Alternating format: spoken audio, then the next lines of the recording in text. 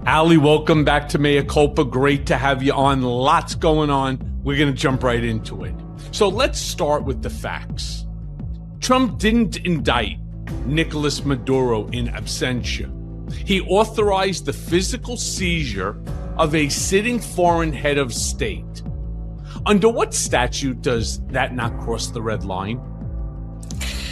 You know what? I mean, this is like, it's right up Trump's alley to do something like this and then to declare that he is now the de facto leader of Venezuela, as if that's how it works. You remove the leader and now you're the leader. That's not how any of this works. And the administration is working overtime to try to convince us that this whole situation was not an act of war and this was planned out meticulously. But they didn't have time to notify Congress, of course, because it was in the moment. But they also had time to notify oil companies ahead of time of what they were planning on doing. So none of this makes any sense. They contradict themselves every time they talk about it. And in actuality, this is an act of war. You cannot go in, remove a leader forcefully, not have any plan for the succession of who's going to be ruling this country, or not ruling, but leading this country. And say that's not an act of war, but then at the same time say that these folks that are smuggling drugs on these rinky-dink boats across the Atlantic Ocean are committing an act of war. So make it make sense. You know, I can't, because I want to break it down to like the most childish way. You remember the movie Lethal Weapon? I don't think I've seen it. No? Well, that's because you're too young, right? It's with Danny Glover and with Mel Gibson. I believe it was Lethal Weapon 2, to be exact. And they had this South African diplomat, and they were moving Krugerrands and so on. At the end, Danny Glover, of course, breaks the law. He actually shoots the diplomat, but he pulls out a white passport and he says, "You can't touch me, diplomatic immunity." And I'm fully aware of that. When I was in college in D.C., many of my friends were the sons of diplomats, and they too had diplomatic immunity. I'm trying to figure out how Nicolás Maduro doesn't have diplomatic immunity as the sitting president of another country, the foreign head of state, who not only wasn't on American soil when he was seized, but is now on American soil because he was seized. I'm lost. I'm a bit lost as well. I mean, if you think about it, I mean, that kind of negates what we say, like what's in the Constitution of our own country, which is that sitting presidents cannot be charged or convicted of crimes while they're in office. So does it not apply to foreign presidents or foreign leaders? Like, I'm a bit confused on the whole thing, because if not, I would like to see Donald Trump charged and tried on multiple different charges that were dropped after he was reelected. So I'm still having a hard time wrapping my mind around all of this. I'm trying to figure out how they're actually going to bring this case. I don't believe prosecutors have a good case here. I think it's thin. I read the 25-page superseding indictment, and I have to tell you, it's all about cocaine. It's all about machine guns. And gun trafficking and narco trafficking. I know initially, in the initial indictment, it was all about fentanyl. And I guess somewhere along the line, they learned that the fentanyl is not coming from Venezuela, but rather it comes from China via Mexico. So instead of maybe seizing Maduro, maybe you go after, I don't know, Xi Jinping. But let me put that all onto the side for a sec. Historically, the United States has pursued foreign leaders through different things: sanctions, extradition requests, or international tribunals, not snatch and grab operations. Question I really want to ask you is, what makes this legally or morally defensible now? I don't think it is. I truly don't think it is. And they're twisting and trying to figure out how to make it defensible in their mind. And the question is not whether is Maduro a good person or whether he's a good leader. It's that, is this is this morally or internationally like legal to do something like this? Can another country come over to the United States, bomb us, and kidnap our president and say that that's not an act of war and that they're going to try our president and keep them captive in their country? And so, no, I don't think that we would be okay with that. I don't think that we would think that's not an act of war. Right. And so I don't think it is, but they don't really operate on facts or on moral standards. I mean, you saw Stephen Miller, they were questioning him. Are you now the leader? Are you now leading this country? And if so, what are your day-to-day tasks and responsibilities, and how are you going to operate the country of Venezuela? And he could not answer at all. He was like, no, but his answer was actually asinine. I mean, when he said, we control the waterways, and he's got this weird affectation, right? We have this weird, our military is in the waters and we are patrolling. They cannot effectively do commerce unless we give them permission to. And I'm sitting there, it's almost like a bad affectation of Mike Myers in Austin Powers, right? Where it's just odd. And the notion to think that you could take your Navy or your military and put them into the international water and control how Venezuela is going to conduct business. We have the right to stop the oil from going to China or anywhere else because we are the strongest. There's a difference, something that I don't think that this administration, certainly not people like Stephen Miller, understand. Just because you can do something doesn't mean that you should. Yeah, absolutely. But to them, I mean, look, they're already talking about doing this to other countries and warning other countries, Cuba and Colombia. And we're going to get into that. We're definitely going to. The crazy thing, too, is that they have Maduro over at MDC.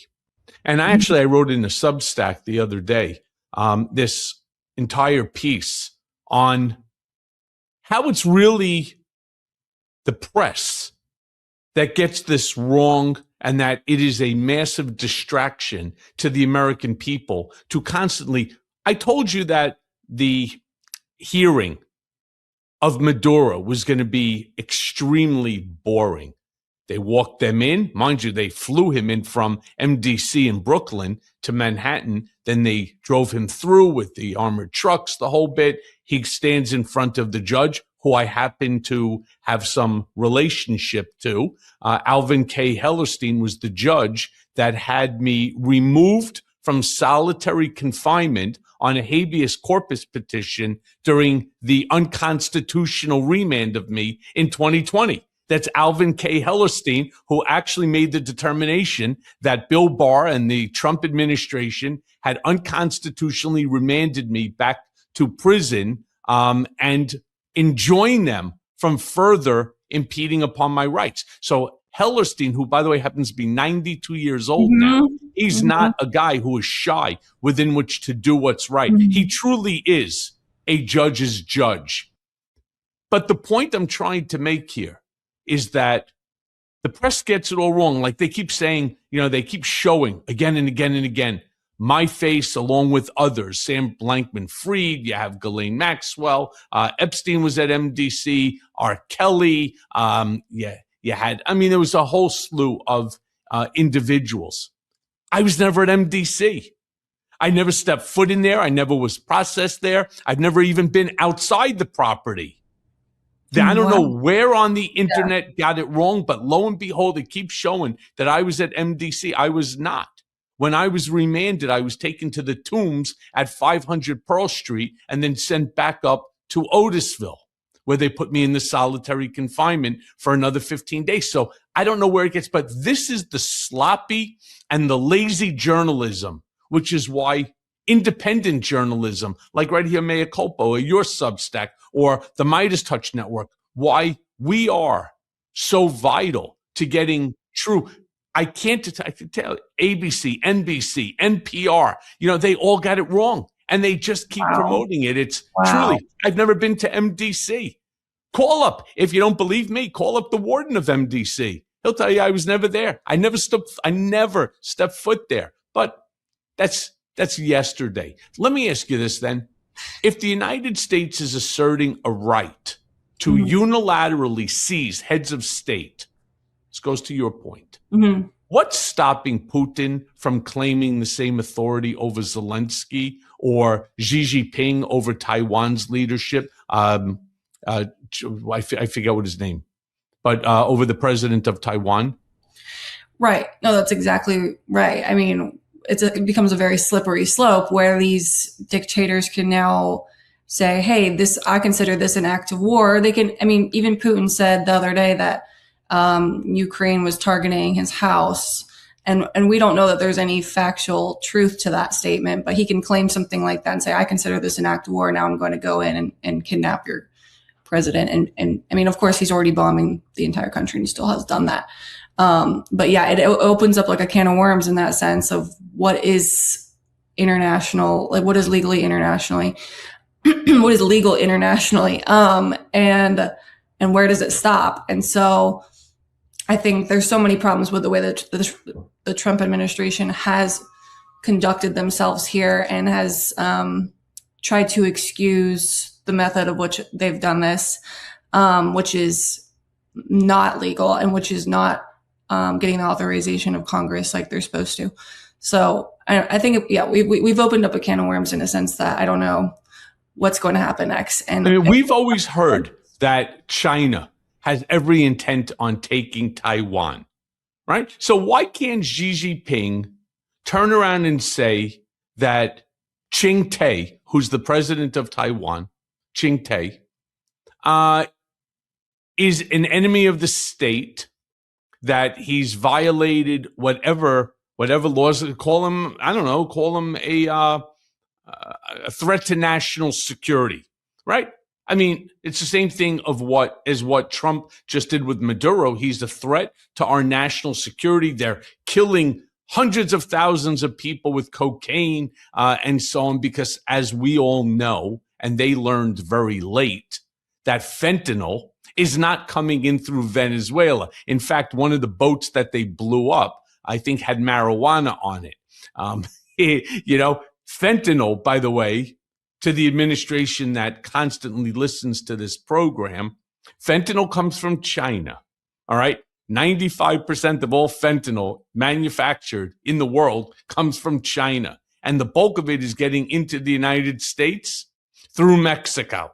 So why Venezuela? We all know the answer. Right. It's about the oil. Exactly. It's not about the drugs. He doesn't care about the Venezuelan people and their freedom. He does not care about the American people. It's not about any of that. It's about what's in it for Trump. And what's in it for Trump is the oil and the promises that he made to the oil industry, which is why he literally said that we are going to go in and get the oil. And this is very different than how it was in Afghanistan and Iraq. So he doesn't hide what his intentions are. He says them out loud. And that is what this is about. And so, yeah, this is not a win. I mean, I'm sure the Venezuelan people are thrilled that the U.S. has intervened into their country. And they have high hopes for the future and their leadership moving forward. But that's not what any of this is about at the end of the day. Right. Because to me, and I wonder if you feel the same, isn't the most dangerous part of this that Trump just normalized hostage-style geopolitics at the presidential level? Yeah, absolutely. I mean, middle of the night, like capturing and attempt to regime change. I mean, this is like some mafia. Like this is not how the U.S., how the United States of America conducts foreign affairs. So no, yeah, there's so many problems with this. I mean, they went in, they knocked down the door. It was almost like a midnight perp walk. And they claimed no one was killed in the process, and there were people killed in the process. They're just lying about that. Yeah, fortunately, there were no American casualties. There was some injuries, but no casualties. On the other side, I heard as much as 80 people were Yeah, I either killed understand. or injured. And we're talking about civilians as well, not just those that were around Maduro trying to protect him as the Secret Service protects our president. They took him out. Right.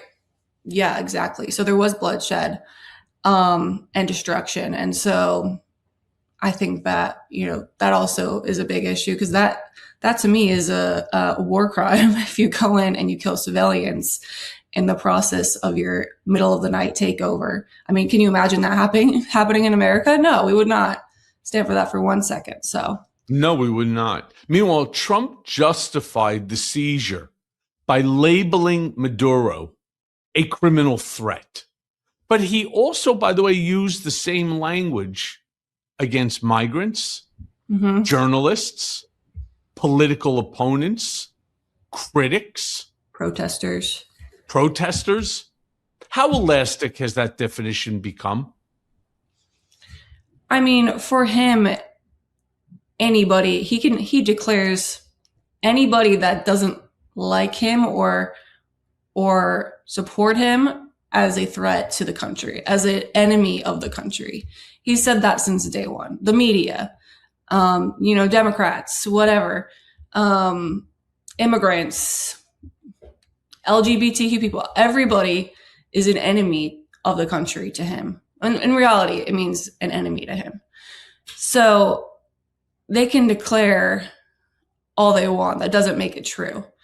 They can say we're in a war because Venezuela is sending 16 people on a boat with one motor over with marijuana. And that doesn't make it true. But that's how they operate. They say things and then they think that makes them true. And that's just not the case. I mean, how different is that labeling than what, for example, Vladimir Putin does, or did, I should say, to the journalist Navalny or others? Exactly. Isn't it the same thing, that he is a threat to to the motherland, to the national security of Russia, and therefore jailed him? By the way, isn't it the same thing that got Jamal Khashoggi killed by Mohammed bin Salman? He was declared by the supreme leader, the king, the monarch, the ruler, whatever you want to call these folks. They were deemed to be threats to the national security of their country. These folks were jailed and killed. Yeah. It's the likes of how a dictator operates. As long as you declare someone an enemy, and then also to have the backing of the party and the MAGA movement behind them, who are like, yeah, that makes sense. These people are enemies of the state. Like, that makes sense. These people are the root of all my problems. I mean, that's been his playbook from day one, is like, these people are the cause of all your problems. And as soon as we get rid of them, everything will be better. And that's just not the case, and never been the case. Right. But that's how he makes the us versus them mentality. And he gets blind support from people because they think whatever actions that he deems necessary to do something are now justified because of the way that he speaks about groups of people. And I mean, you see it even with just like the Somalian targeting in Minnesota, and so or the Haitians eating the dogs in Springfield. Thinking of. Yeah, it's like he takes a group of people and makes them the others, makes the us versus them, and then he gets all the support. And these people will support him doing anything by any means necessary. But can we be clear about something? Because MAGA is not the Republican Party, right? MAGA is a subset of the Republican Party, and you're 100% correct. Under no circumstances will 95 out of 100 MAGAs side against him. We've seen a few. We've seen Marjorie Taylor Greene, right? We've seen even Lauren Boebert going up against their supreme leader. But, I just want to be clear that the Republican Party is not 100% MAGA. The 100% of MAGA are Republicans. Yes. Yeah. No, that's fair and true. And there are a lot of Republicans. I just don't know how at this point you can still call yourself a Republican, I guess, if you don't believe in MAGA, because to me, it feels like that is the ideology that they've adopted. So I'm like, I'm just like, you got to find something. I feel like you have to find a new party or a new way to describe your beliefs, because it's just simply not the Republican Party anymore. Well, come on over to the Democratic Party. We're welcoming people today. 100%. So from an international law perspective, how destabilizing is it when, I don't know, the country that once was the beacon on the top of the hill that enforced sovereignty openly, they go ahead and then they abandon it? Yeah, I mean, that is the Republican Party. I mean, from day one, not day one, because they've had a lot of experience in the past trying to force regime changes and things of that nature. But from day one of the MAGA movement of Donald Trump, they've said that it's America first, right? And we're not going to get involved in foreign affairs. We're not going to even support our allies. We're not going to fund Ukraine. We're not going to stand up to Israel. We're not going to do anything to support anybody that's not America, except when it's in their best interest, when it's in Donald Trump's best interest. That goes out the window. And so it's like they truly do not stand for anything, or maybe they do, but Donald Trump doesn't. So supporting him as the president of the United States means you don't have any firm values. You don't have any firm like things that are guiding you as your principles that you operate on, whether you're a lawmaker or just a voter. Whatever it is what he decides that is in his best interest. And so it becomes very fluid, and there really is no set of guiding principles that they're operating on anymore. And that's why you see so much chaos in the House, because you see Speaker Johnson, who's trying to appease Donald Trump while at the same time trying to appease the MAGA base. And Marjorie Taylor Greene even said herself, she said, we don't have a speaker. We have someone who is literally like an extension of the president. He's a puppet. You know what I don't understand? How does this actually benefit Trump? You know, I listen to Trump speaking all the time.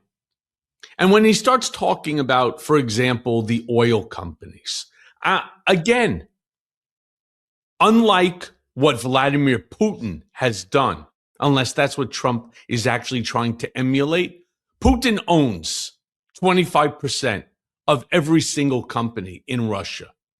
So you turn around and you take all the oil companies, he owns 25%. But that's not how it works here in America.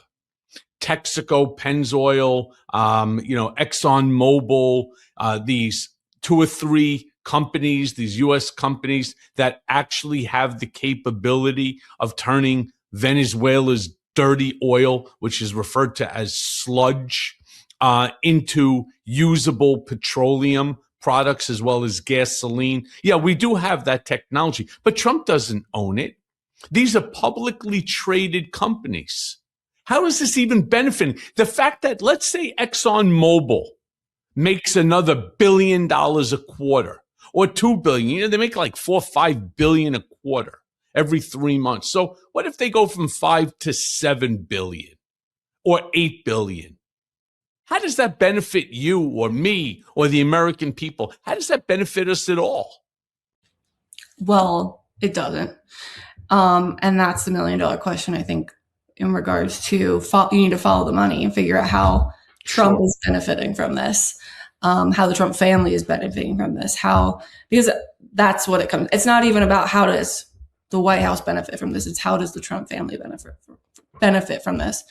And so, I mean, I've been doing a deep dive research into his crypto investments and how foreign-backed nations have been pouring money into his schemes, into his family's company, into his meme coin. And so I think there's probably some connection there with the crude oil and the rise of AI and crypto and things of that nature. So it's always about following the money.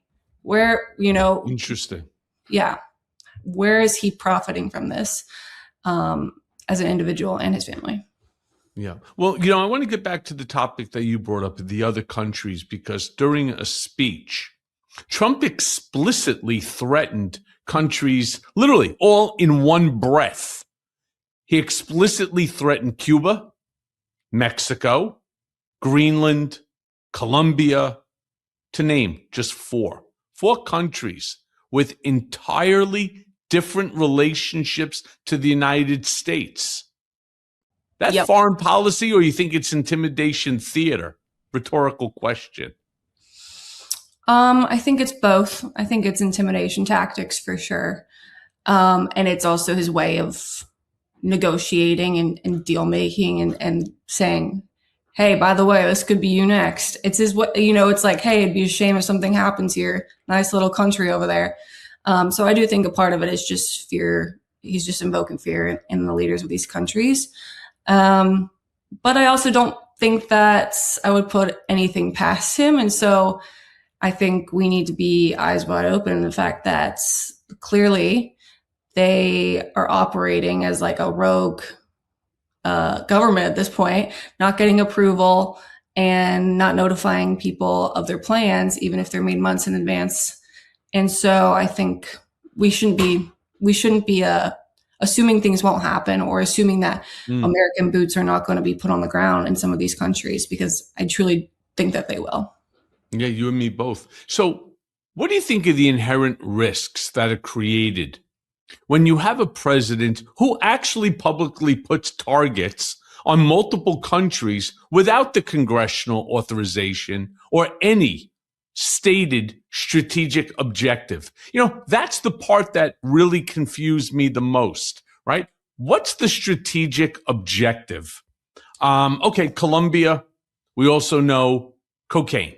But Cuba, what is it that they're sending rum?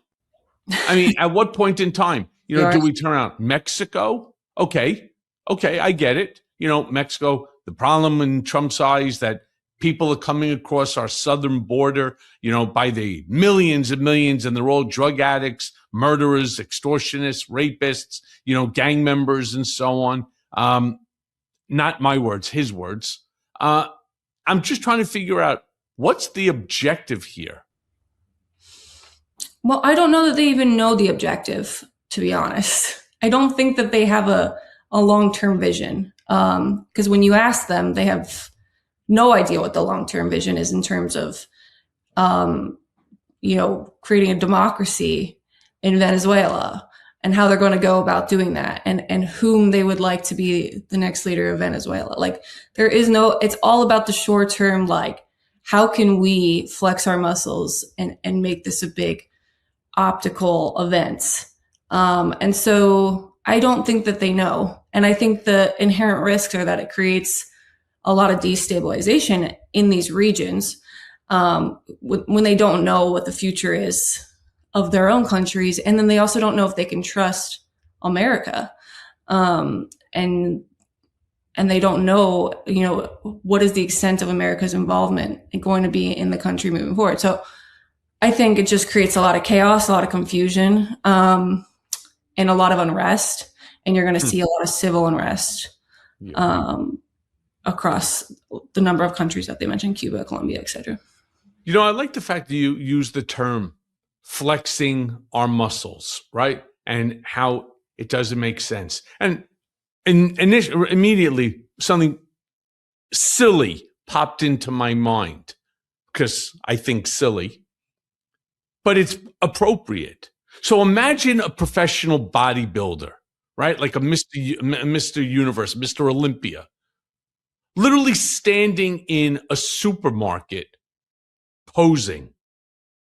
You're like, what the fuck, right? I mean, I didn't come here for a muscle show, right? A bodybuilding show. I came here to pick up, I don't know, some avocados, some tomatoes, or make a guacamole, some chips, right? Whatever.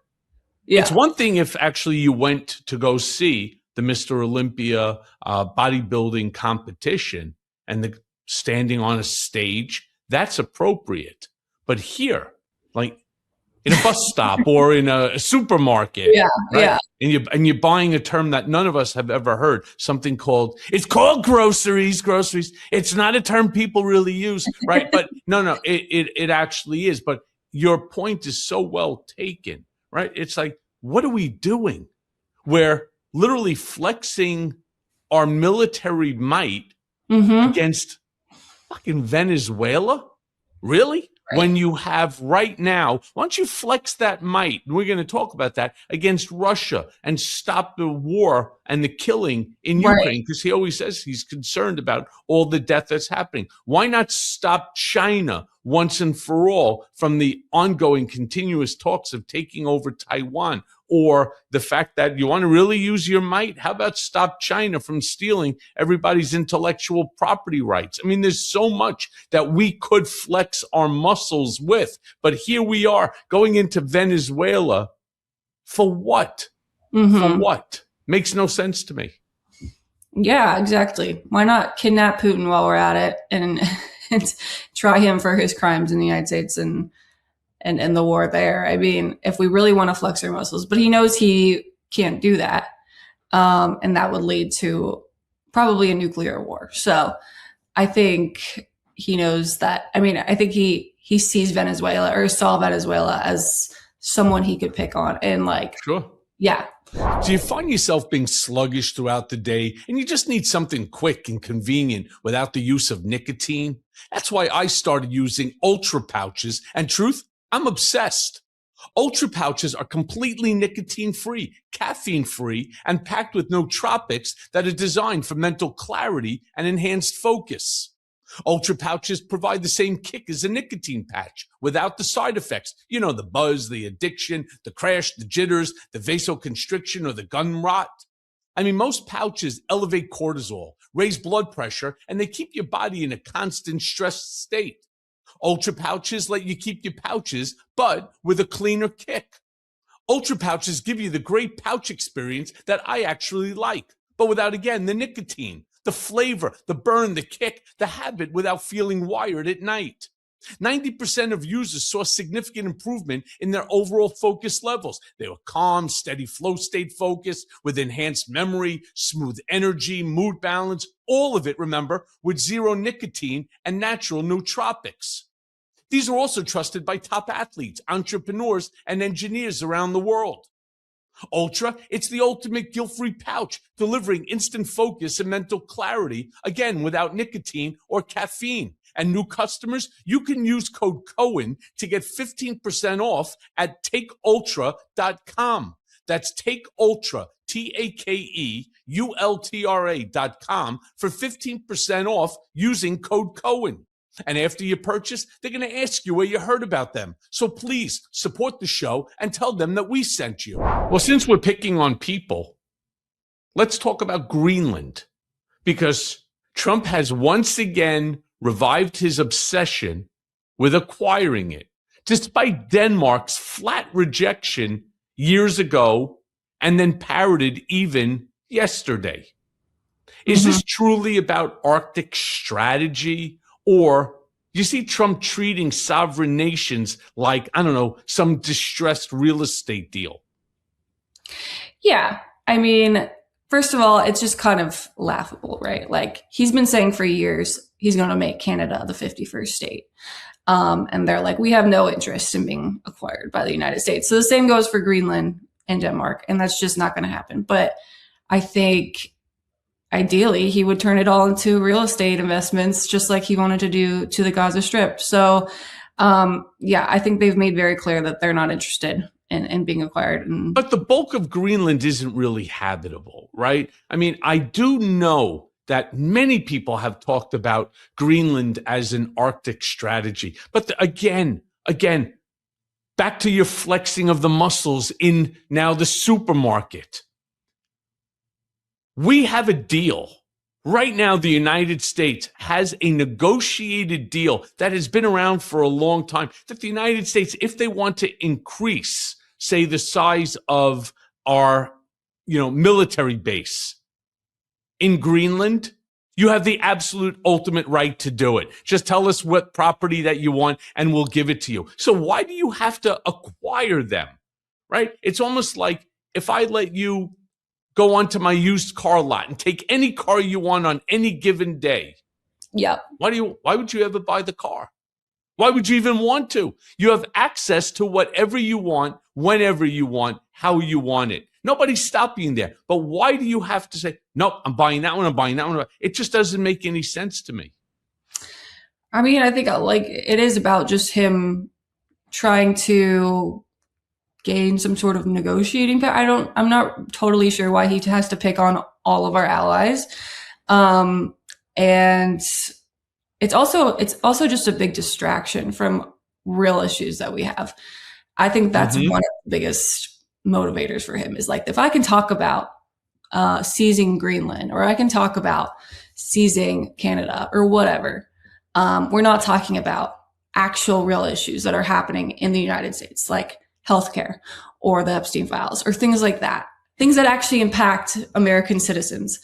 And so even with the whole Venezuela thing, I mean, it's just dominated the news cycle and completely kicked off the Epstein file release. Well, like I said to you before, I mean, they need to keep Maduro's name in Venezuela at the top of every single news. Everything so far in the last, God knows how many days, has been Maduro, Maduro, Maduro, to the point of showing him being dragged out and the helicopters, all the way to them using another helicopter to fly him from MDC, to then even creating this stupid photograph of a whole bunch of people, myself included, who are, former, detainees there at what is considered to be one of the worst fucking jails, where judges won't even let people go there. But you know what makes this one a little bit different? Like, for example, with Greenland, this time, the first time the EU said nothing. They were like, all right, no problem. Denmark said no, leave it at that. But with Trump's revival of this, the EU right now is refusing to brush this off. In fact, they actually moved, and really quickly, to reaffirm Greenland's status and to warn against unilateral action by the United States. Question I want to ask you is, what does it say that Europe now feels compelled to restrain the United States publicly? Yeah, I think it says a lot, actually. I think it says that they do not trust the United States, and that they felt like they needed to do that. And they felt like they were compelled to speak out because, I mean, when someone makes so many threats to you and to your allies and you're seeing some of it play out in real time, I think they need to protect themselves. And they don't trust, I mean, they know that this government that we have currently, this administration, is extremely volatile and unpredictable. And so I'm glad that they did that, but it is a sad indictment of where we are as a country, for sure. Because I see it as damaging, really damaging, when America shifts from being a stabilizing force in the world 100% to a wild card that even our closest allies have to hedge against. Yeah. I mean, that's what you do with countries that have unstable governments, or they have unstable dictators, and not people that have duly elected presidents and very stable democracies. I mean, that's an indictment of where we are as a country, is that this administration is so unpredictable and so unstable and so bipolar that they truly don't know what's going to happen next. They truly don't know what they're bluffing on and what they're being serious about. And we don't know. Like, I feel like Americans don't know. And so we're all operating, kind of holding our breath, like, what are they capable of doing?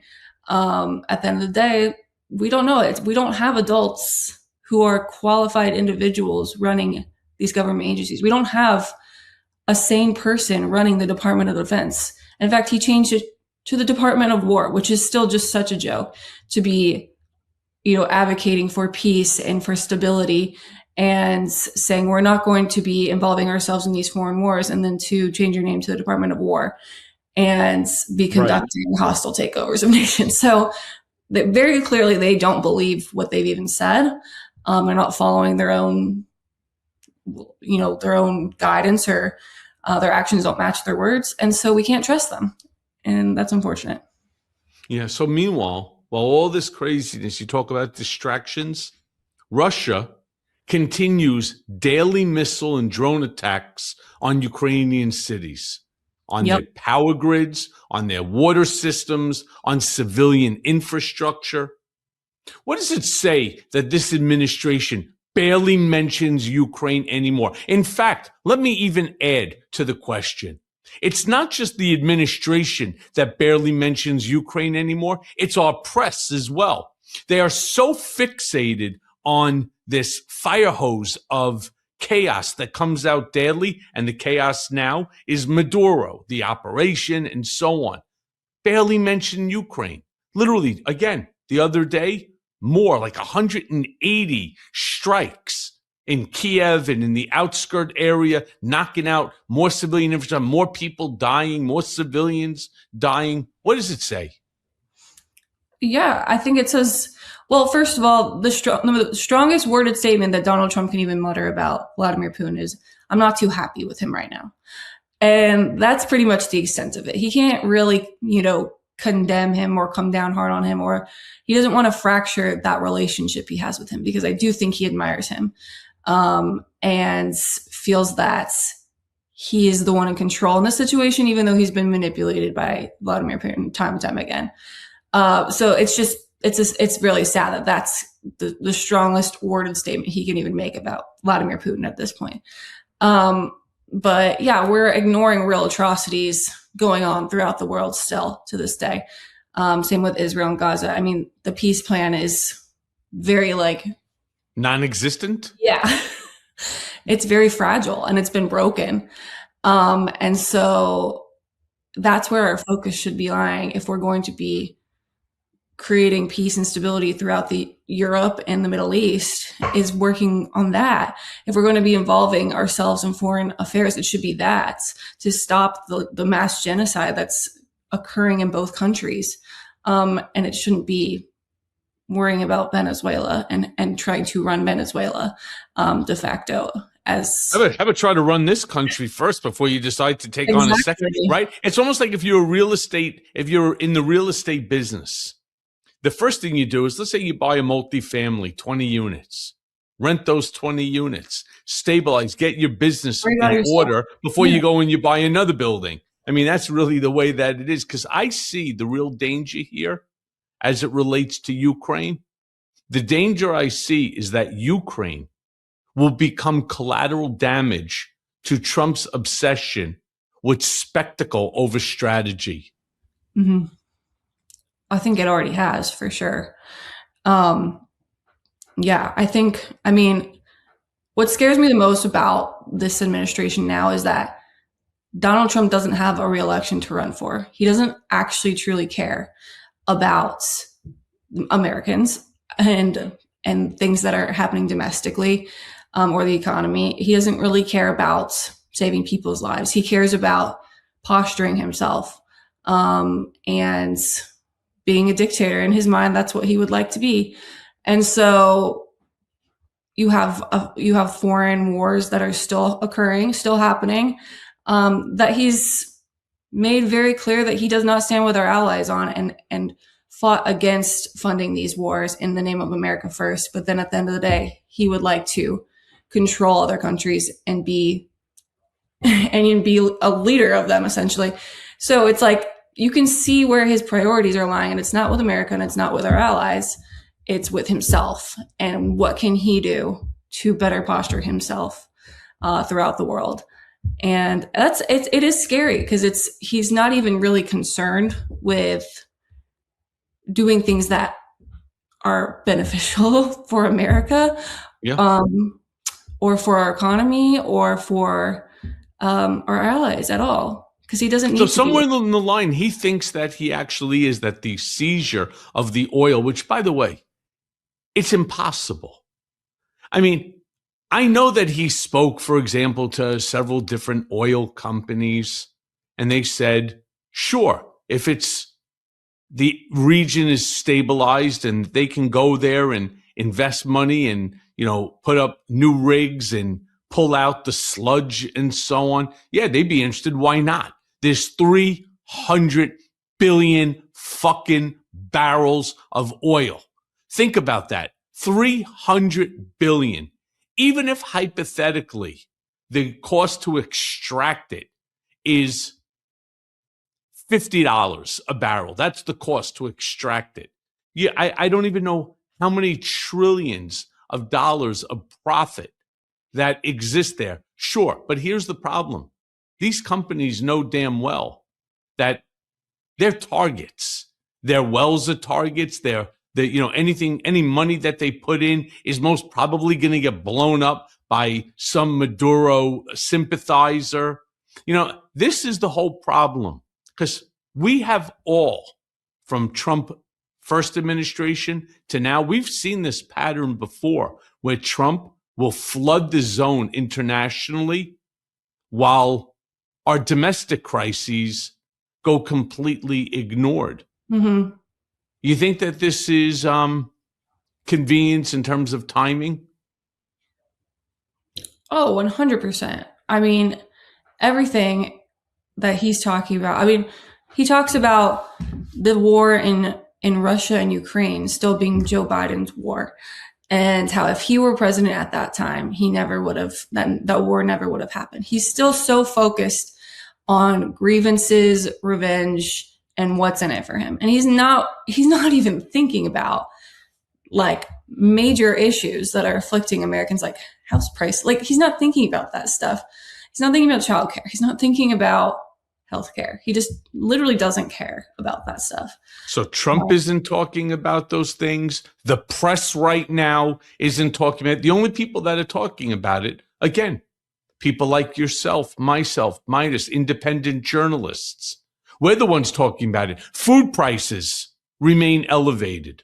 He will blame that on Joe Biden until he is out of office. Well, except the problem is Joe Biden for 1 year now hasn't been in office. And as much as Trump wants to turn around and talk about the stock market, either it is or it's not your economy. Because as I said before, food prices are elevated. Yes, and they talk about how egg prices are down. Okay, that's true. What about everything else? Rents are still crushing families. Healthcare costs are out of control, and their fervent desire to destroy the ACA.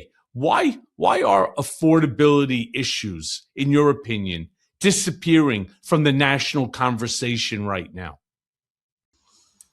Because we have a president and an administration that does not care about them in the slightest. And like I mentioned before, like, he's not running for re-election. He's already a lame duck president, assuming he won't try to illegally stay in power at the end of this term. So he's not worried about how Americans perceive him. He's worried about himself. He's worried about his own waning power that is coming in 3 years. And the more we're talking, I think his power goes into a full decline in 300 days from now, which is when you have the midterm elections. He will become. It is with almost 90% certainty that Democrats will take the House. And there's like a 50-50 shot Democrats will take the Senate too. Now, certainly not enough for impeachment. And by the way, if the Democrats start again with this bullshit articles of impeachment against Trump, knowing that the Senate will never go for it unless they already have the votes in hand. Let me be clear. They start with a third impeachment on him. You're going to start hearing from me too. I'm going to fucking walk right onto the floor and I'm going to start screaming at every single one of them, from our worthless, Chuck Schumer to that schmuck and a half Hakeem Jeffries. Yeah. I mean, they're all grandstanding too. And we've all had enough because, affordability is killing us. Healthcare, the crises taking place here in America, out of control. Yeah. I don't think that would be a wise use of time, honestly, because we all know that's not going to happen. Actually, I would start with, if you were going to introduce articles of impeachment, I would start with Pam Bondi. I would start with RFK Jr. Right. I would start with members of the cabinet. Patel. Yeah, exactly. You might Pete Hegseth. Get there. Some bipartisan support. Yeah, Pete Hegseth, who have committed real crimes. or Pam Bondi, who has violated real laws and needs to be at the very least, questioned at a hearing. I'm like, I don't even know what's going on in that sense of the Epstein files. And I know that they floated inherent contempt charges or filing articles of impeachment. So I'm like, let's start there if we're going to do that. But either way, I do think at the end of the day, it's like, let's focus on getting shit done if we can. I mean, it's going to be tough no matter what, because we still have Donald Trump as the president for the next, even if we win the House and we win the Senate, we still have him as the president for the next 2 years. But I don't think that would be a wise use of your time. I would feel the same way as you. Yeah. So, Ally, final question here. When distraction becomes doctrine and spectacle replaces policy, how close is a democracy to losing control of its guardrails altogether? I think we're close. I mean, I don't think this administration respects the rule of law. I don't think that they respect democracy. I think that they are unhinged. In a lot of senses, I think they are declaring war both figuratively and literally on different countries and on domestic issues like vaccines and things like that. And so I think we're in a really, really bad place right now where a lot of people feel that they just can't trust the government. And so when I go to the doctor and they tell me that the vaccine schedule has changed under CDC guidance, I'm not listening to them. I'm saying whatever it was before is what I'll do, or whatever you think is the best is what I'll do. And that's a sad place to be in, where you cannot trust the information that's coming out of your own government. So I think we're just in a really, really rocky place right now. And we're going to have to just get through the next, hopefully we'll get through them, the next 3 years together. I mean, for God's sakes, our country, our government, the richest country in the history of the world, telling its own citizens that we're not going to ensure that you have food on your table. We're not going to ensure that you have some form of health care. When they have, to them, the concept of affordability is basically predicated on two items, eggs and oil, right? Eggs and gasoline. And you hear every Republican parrot the same stupid talking point. Egg prices are down, not because of anything Trump or this administration did. There was a fucking bird flu, for God's sakes. And they had to destroy like 30 million or 20 million chickens, egg producing chickens. So the chickens had to, reproduce so that now that they're back to, a large enough number that the price of eggs, it's all supply and demand. And oil, I grant him that. He reduced costs and so on with EPA and guidelines. And so the price came down. It's not $1.99 a gallon, as he likes to say. It's like 50 or 60 cents cheaper per gallon. Now, that's still money. Don't get me wrong. But we're not talking about you get to flash a Trump gas card, because that'll be next, and you'll get 20 gallons of free gas a week. Meanwhile, while he's shouting about gas, which I don't know when the last time he pumped his own gas was, and egg prices, which again are just one subset of a very large market, he's hosting parties at his country club with ice sculptures and caviar and dancers. And so it feels very much like a let them eat cake scenario. And if he shouts, well, prices are down, then everyone's going to feel much better. Yeah, great, because electricity prices are up 4 times. Exactly. I mean, my biggest concern right now, honestly, is healthcare. The costs are just absolutely astronomical. Yeah. And that's one of the biggest afflictions we're facing. But he does not concern himself with any of that. I'm pretty sure he's like living at Mar-a-Lago at this point and authorizing war strikes from Mar-a-Lago. I'm like, I don't even know what is going on, but he's certainly not concerning himself with the actual everyday lived struggles of Americans.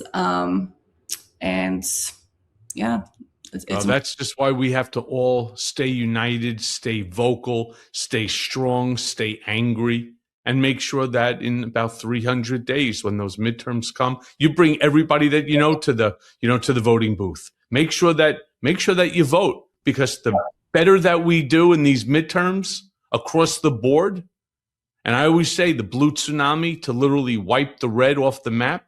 By doing that, we send a crystal clear message to everyone, Republican, Democrat, and Independent alike. Voters see you. Mm-hmm.